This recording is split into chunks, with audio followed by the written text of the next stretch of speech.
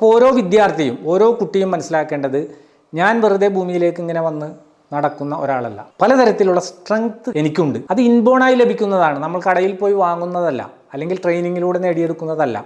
ജന്മസിദ്ധമായി തന്നെ നമുക്ക് ലഭിച്ചിട്ടുള്ള നമ്മളുടെ ബ്രെയിനിൻ്റെ കപ്പാസിറ്റി, അതിലെ ന്യൂറോൺ നെറ്റ്വർക്കുകളുടെ ഒരു കപ്പാസിറ്റി, ഇതെല്ലാമായി ബന്ധപ്പെട്ട ഒരു കാര്യമാണ്. അപ്പോൾ അത് ഇൻബോൺ ആണെന്നാണ് പറയുക, ഇന്നേറ്റ് ആണെന്നും പറയും. ജന്മസിദ്ധമായി തന്നെ ഉള്ളതാണ്.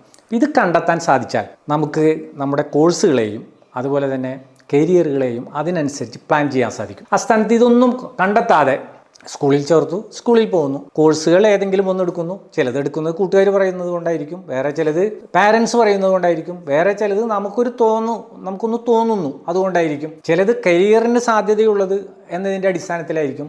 ഇവിടെയൊന്നും നമ്മുടെ സ്ട്രെങ്ത് എന്താണെന്ന്, നമ്മുടെ കപ്പാസിറ്റി എന്താണെന്ന് നോക്കുന്നില്ല, നമ്മുടെ പൊട്ടൻഷ്യൽ എന്താണെന്ന് നോക്കുന്നില്ല.